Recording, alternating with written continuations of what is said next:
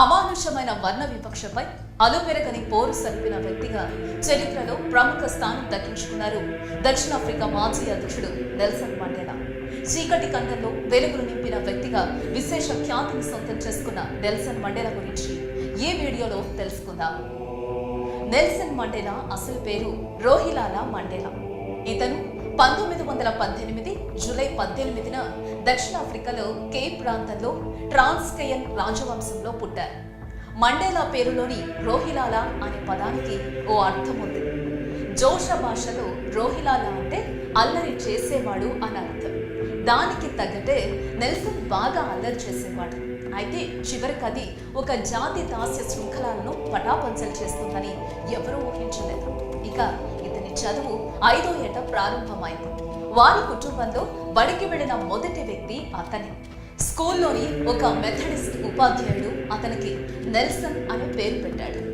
రోహిలాలా 9వ ఏట అతని తండ్రి క్షయవ్యాధితో మరణించాడు. తర్వాత నెల్సన్ మండేలా చదువు వివిధ పాఠశాలల్లో సాగింది. టెంపో తెగల ఆచారం ప్రకారం ప్రివీ కౌన్సిల్లో అతని తండ్రి స్థానం అతనికి సంక్రమిస్తుంది. 1937లో మండేలా ఫోర్ట్ బ్యూఫోర్ట్లో హేల్ టౌన్ కాలేజీలో చేరాడు. అతనికి క్రీడల పట్ల, ముఖ్యంగా బాక్సింగ్, పరుగు పట్ల ఆసక్తి ఎక్కువగా ఉండేది. మెట్రికులేషన్ తర్వాత మండేలా ఫోర్ట్ హేల్ విశ్వవిద్యాలయంలో BAలో చేరాడు. అక్కడ అతనికి పరిచయమైన ఆలివర్ టాంబో అతని జీవిత కాలం మిత్రుడిగా మారిపోయాడు. అదే సమయంలో అతని తెగకు వారసత్వంగా నాయకుడు కావలసిన కైజర్ మతంజిమా కూడా మిత్రుడయ్యాడు. కానీ కాలక్రమంలో వారిద్దరూ రాజకీయ ప్రత్యర్థులయ్యారు. ఎందుకంటే మతంజిమా బంతుస్తాన్ కార్యకలాపాల పక్షం వహించాడు. ఒక సంవత్సరం తర్వాత విశ్వవిద్యాలయం రాజకీయాల్లో పాల్గొన్న ఫలితంగా మండేలాను విశ్వవిద్యాలయం నుండి తీసేశారు. తర్వాత అతను జైల్లో ఉన్నప్పుడు లండన్ విశ్వవిద్యాలయం నుండి దూర విద్య ద్వారా BA పూర్తి చేశాడు. ఈ కాలంలోనే నెలవారీ భూములపై తెల్లవారి పెత్తనం చూసి చలించిపోయాడు. ఈ అన్యాయం ఇకపై సాగకూడదని శ్వేత జాతీయుల రాక్షస పాలనపై తిరుగుబాటు బావుట ఎగరవేశాడు. తన స్నేహితుడితో కలిసి ఆఫ్రికన్ నేషనల్ కాంగ్రెస్ లో సభ్యుడిగా చేరాడు. అయితే 1948లో ఆఫ్రికేతరులు అధికంగా ఉన్న దక్షిణాఫ్రికా నేషనలిస్ట్ పార్టీ అధికారంలోకి వచ్చింది. నల్ల తెల్ల జాతుల మధ్య వివక్షత, ఇద్దరిని వేరువేరుగా ఉంచడం వారి విధానం. ఆ పరిస్థితుల్లో 1952 డిఫెన్స్ క్యాంపెయిన్, 1955 పీపుల్స్ కాంగ్రెస్ కార్యక్రమాల్లో నెల్సన్ మండేలా ప్రముఖంగా పాల్గొన్నారు. ఈ సమయంలో మండేలా అతని మిత్రుడు కలిసి స్థాపించిన ఒక లా సంస్థ ద్వారా అనేక పేద నల్ల జాతి వారికి ఉచితంగా న్యాయ సౌకర్యం కలిగించాడు. 1952లో దక్షిణాఫ్రికా కమ్యూనిస్టు సభ్యుడిగా చేరిన మండేలా లాటిన్ అమెరికా వేగుచుక్క చేగువెరా స్ఫూర్తితో కమ్యూనిస్టు పార్టీ ఉద్యమ స్వరూపాన్ని సమూలంగా మార్చివేశాడు. మొదట్లో మండేలా శాంతియుతంగానే తన ప్రతిఘటనను నిర్వహించిన డిసెంబర్ 5, 1956న మండేలా మరో 150 మంది దేశద్రోహ నేరంపై అరెస్టు చేయబడ్డారు. 1956-61 కాలంలో సుదీర్ఘంగా నడిచిన ఈ విచారణ అనంతరం వారందరూ నిర్దోషులుగా విడుదలయ్యారు. అయితే 1952-59 కాలంలో ఆఫ్రికన్ నేషనల్ కాంగ్రెస్ లో చాలా మంది అసహనానికి గురై తమ ఆశయాలను సాధించడానికి మరింత తీవ్రమైన చర్యలు చేపట్టాలని ఒత్తిడి చేశారు. అంతకు ముందు ఆఫ్రికన్ నేషనల్ కాంగ్రెస్ లో ఉన్న మితవాద నాయకుల నాయకత్వానికి కూడా సవాళ్లు ఎదురయ్యాయి. దక్షిణాఫ్రికా కమ్యూనిస్టు పార్టీ ఈ కాలంలో బలం పుంజుకుంది. 1959లో అతివాద ఆఫ్రికన్ నేషనల్ కాంగ్రెస్ ఆఫ్రికనిస్టులు సమర్థిస్తున్న పాన్ ఆఫ్రికనిస్ట్ కాంగ్రెస్ నుండి విడిపోయారు. అలా విడిపోయిన వారికి ఘనా వంటి ఇతర దేశాల నుండి మద్దతు లభించింది. ఇక దక్షిణాఫ్రికా స్వేచ్ఛ స్వాతంత్ర సాధన కోసం ఆఫ్రికన్ నేషనల్ కాంగ్రెస్ తో పాటు దక్షిణాఫ్రికా కార్మిక సంఘాల సమైక్య, దక్షిణాఫ్రికా కమ్యూనిటీ పార్టీ కలిసి ఐక్యంగా ఎన్నో పోరాటాలు చేశారు. అయితే ఈ విషయాలేవి కూడా కార్పొరేట్ మీడియాలో వచ్చేవి కాదు. మండేలా గురించి మంచిగా చెబుతూనే ఎన్నో ముఖ్యమైన విషయాలను మీడియా తొక్కివేసింది. దీంతో 1961లో మండేలా ఆఫ్రికా నేషనల్ కాంగ్రెస్ కు సాయుధ విభాగాన్ని ఏర్పరిచి దానికి అధ్యక్షుడయ్యాడు. ఈ విభాగం పేరు ఉమ్ఖోంటు వి సిజ్విన్, అనగా దేశపు బల్లె. ఈ విభాగం దళాలు ప్రభుత్వ మిలిటరీ స్థానాలను లక్ష్యాలుగా చేసుకుని దాడులు నిర్వహించింది. జాతి వివక్షతను అంతం చేయడానికి గెరిల్లా పోరాటం కొరకు ప్రణాళికలు కూడా తయారు చేసుకున్నారు. 1980వ దశకంలో వీరి దళాలు నిర్వహించిన గెరిల్లా పోరాటాలలో అనేక మంది మరణించారు. శాంతియుత ప్రతిఘటన వల్ల ప్రయోజనం లేనందున ప్రభుత్వ వివక్షణ రహితంగా దమన విధానాన్ని అమలు చేస్తున్నందువలన అన్ని మార్గాలన్నీ మూసుకుపోవడం వల్లనే తాము సాయుధ పోరాటం వైపు మల్లవలసి వచ్చిందని మండేలా సమర్థించుకున్నాడు. అయితే ఈ విధమైన సాయుధ చర్య వలన ANC మానవ హక్కులను ఉల్లంఘించిందని తరువాతి కాలంలో మండేలా అంగీకరించాడు. అయితే ఈ విధమైన సాయుధ చర్య వలన ANC మానవ హక్కులను ఉల్లంఘించిందని తరువాతి కాలంలో మండేలా అంగీకరించాడు కూడా. అంతకుముందు గెరిల్లా పోరాటాల వలన ఆగస్టు 5, 1962న మండేలా అరెస్టు చేయబడ్డాడు. ఆ తర్వాత 3 రోజుల తర్వాత అతనిపై అభియోగాలు కోర్టులో వెల్లడించబడ్డాయి. 1961లో కార్మికులచే సమ్మె చేయించడం, అనుమతి లేకుండా విదేశాలకు వెళ్లడము వంటి కారణాలతో అక్టోబర్ 25, 1962న మండేలాకు 5 సంవత్సరాల శిక్ష విధించబడింది.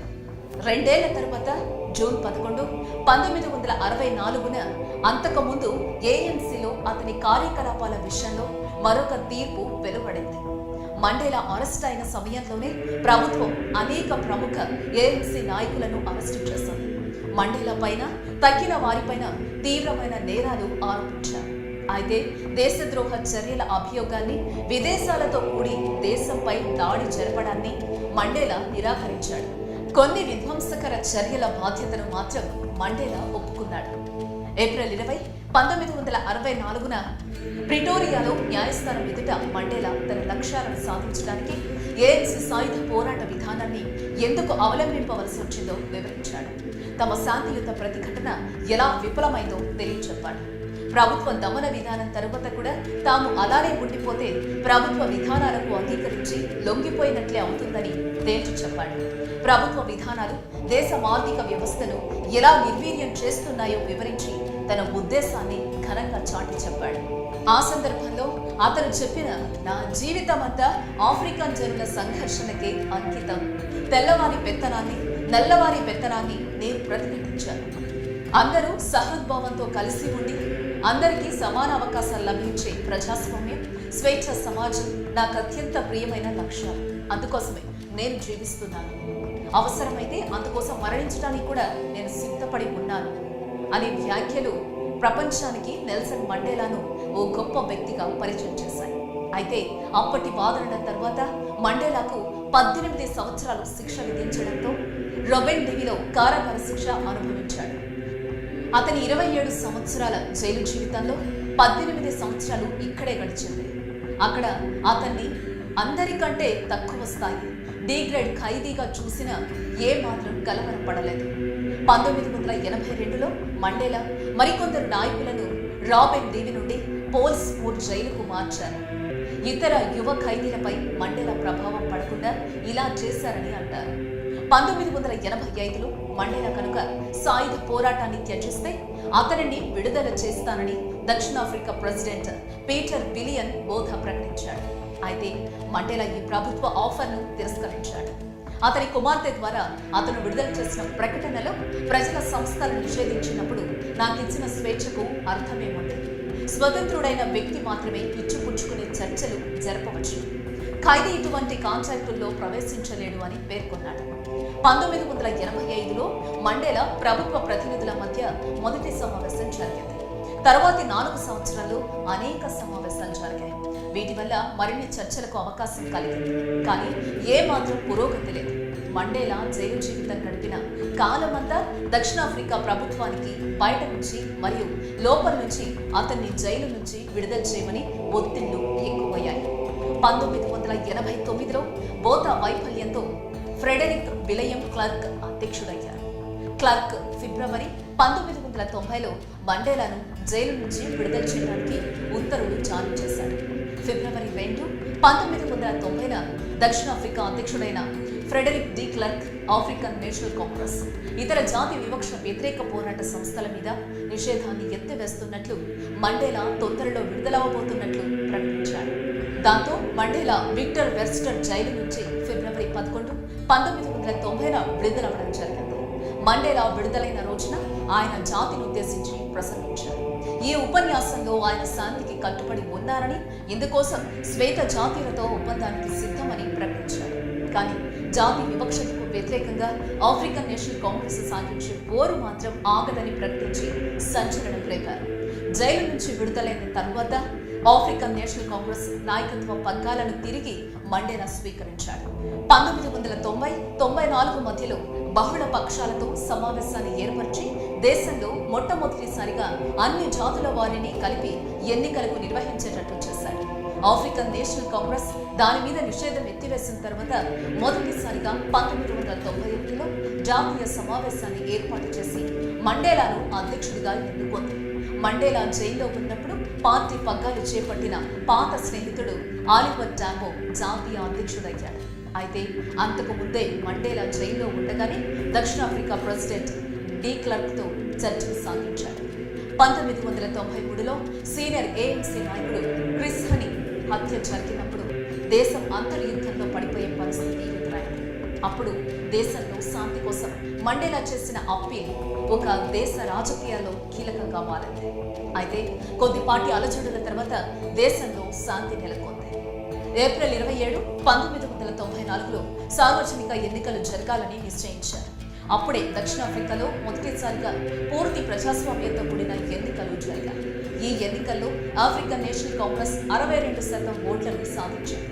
1994లో మే 10వ తేదీన మండేలా దేశానికి నల్లజాతికి చెందిన మొట్టమొదటి అధ్యక్షుడయ్యాడు. డి క్లర్క్ ఉపాధ్యక్షుడిగాను, థాబో ఎంబెకి రెండవ ఉపాధ్యక్షుడిగాను ఎన్నికయ్యారు.